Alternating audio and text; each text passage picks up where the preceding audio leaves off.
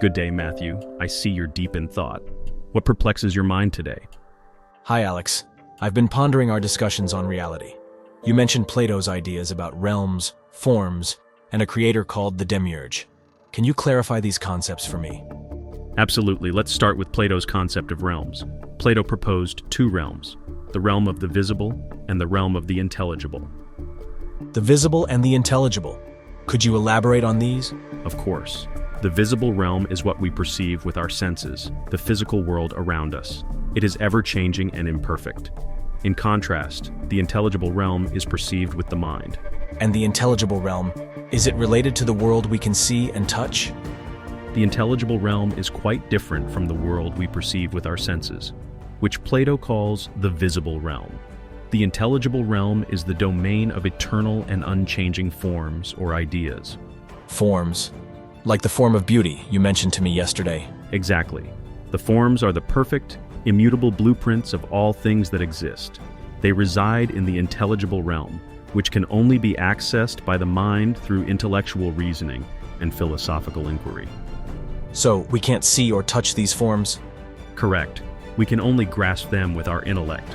For example, while we can see many beautiful objects in the visible realm, they are all imperfect and subject to change. However, the form of beauty itself is eternal and unchanging, existing in the intelligible realm. How many forms are there and what are they called? Plato did not specify a definitive number of forms, nor did he provide an exhaustive list of them. Instead, he discussed forms as abstract, perfect, and unchanging concepts or essences that exist beyond the physical world. These forms are the true reality, while the material world is a mere shadow or reflection of these perfect ideals. Some of the forms that Plato mentioned or implied are form of the good, which he said is the highest and most important form, which illuminates all other forms and is the source of all truth and knowledge. Let me see, there is the form of beauty, the perfect essence of beauty, which all beautiful things partake in. The form of justice, the ideal essence of justice, which all just actions and systems strive to emulate. Form of equality, the perfect standard of equality. Form of courage, the ideal nature of courage. Form of virtue, the perfect essence of virtue. Form of truth, the unchanging and eternal nature of truth. Form of circle, the perfect essence of a circle, which all circular objects approximate. Form of bed, the ideal essence of a bed, which all physical beds attempt to mimic. The form of bed. Are you being serious? Is that about sleeping?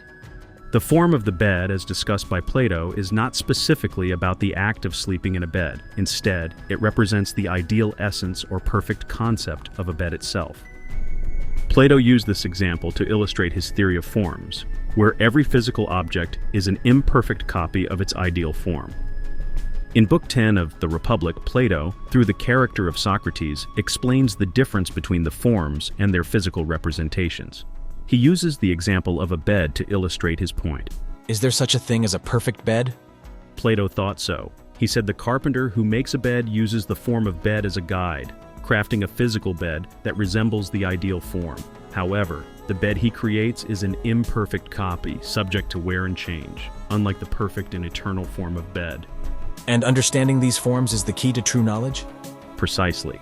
Plato believed that true knowledge comes from understanding the forms in the intelligible realm, rather than relying on the sensory experiences of the visible realm, which are always changing and imperfect.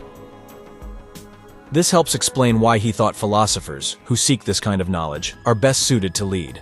Indeed, because philosophers strive to understand the perfect form of all things, they can grasp the eternal truths and make decisions based on this higher understanding. This is why Plato advocated for Philosopher-Kings in his ideal society. Alex, what on earth is a philosopher-king? The Philosopher-King. This concept is central to Plato's vision of an ideal society, as outlined in his work, The Republic. What makes a philosopher suitable to be a king?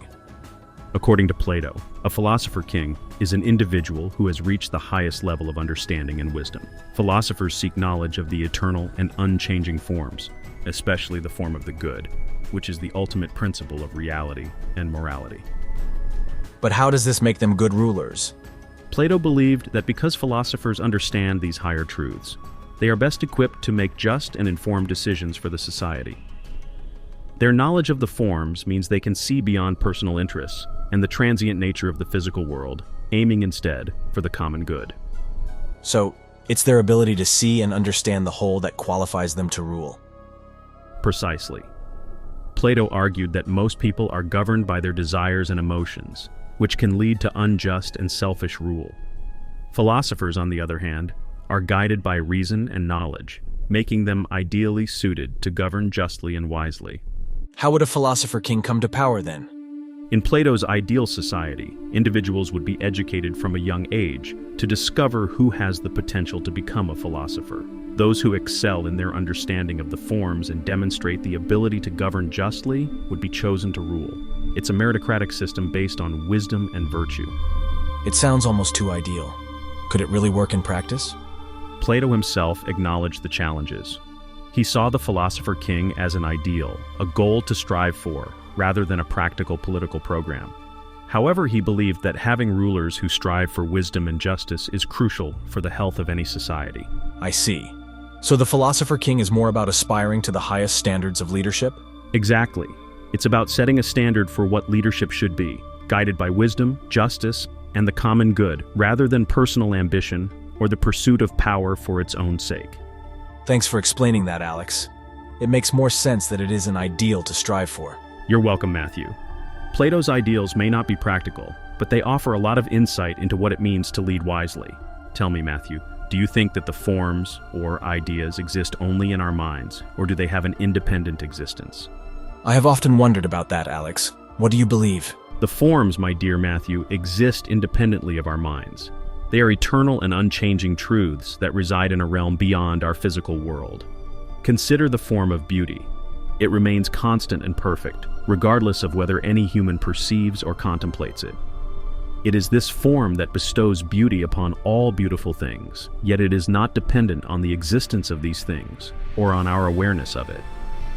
So the forms are like the ultimate realities, existing beyond time and space. Precisely. They are the true essence of all things, the perfect models after which the imperfect copies in our world are patterned. Even if no human mind were to think of them, the forms would still exist in their perfection. So everything in our world is an imperfect reflection of these forms. Precisely.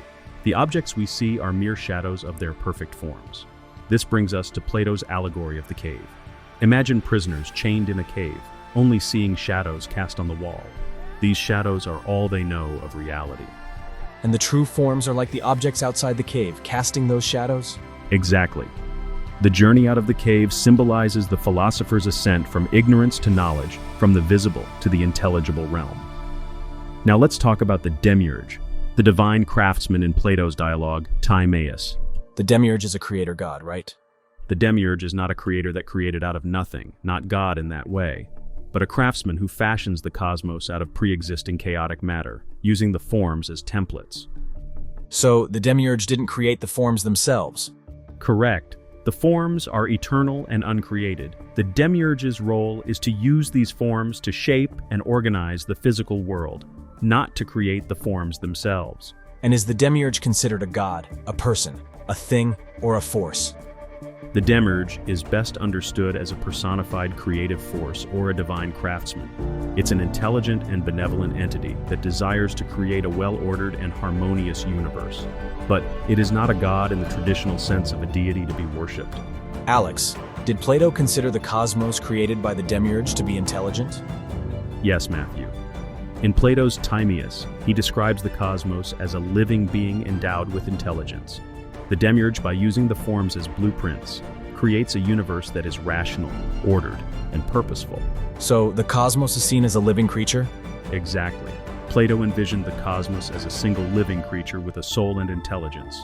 This intelligent cosmos reflects the rational order and harmony of the forms, which the Demiurge used to shape the chaotic matter into a well-structured universe.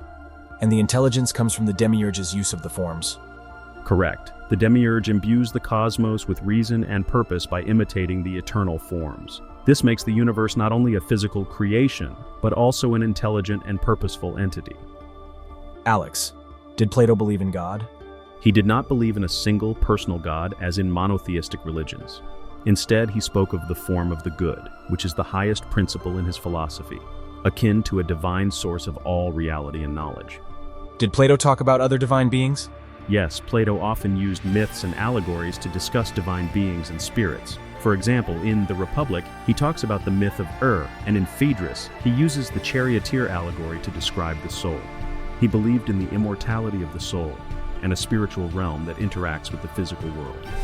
Is it true that Plato emphasized learning through dialectic?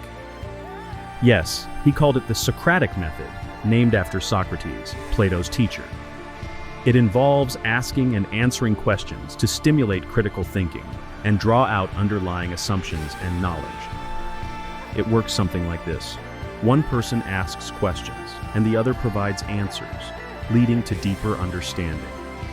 The method critically examines beliefs, definitions, and concepts to uncover inconsistencies and deepen understanding. Alex, what we are doing now, can it be called a dialectic? Absolutely, Matthew. What we are doing now is very much in line with Plato's dialectic method. Plato believed that through dialogue and the exchange of questions and answers, we can reach a deeper understanding of complex ideas. So by questioning and examining each other's thoughts, we can uncover deeper truths. Precisely. The dialectic method encourages critical thinking and self-reflection. By examining our beliefs and exposing contradictions, which Plato called elenchus, we can refine our understanding and move closer to the truth. And this method is what Socrates used in his teachings also, right? Yes, Socrates was a master of the dialectic method. Plato documented many of these dialogues, where Socrates would engage with others in conversations, asking probing questions to help them examine their beliefs and assumptions. It seems like a very effective way to learn. It forces us to think deeply and not just accept things at face value. Exactly. It's about active engagement and the pursuit of knowledge through reasoned discussion. It's a powerful way to develop a deeper understanding and cultivate wisdom. Indeed it is, my friend.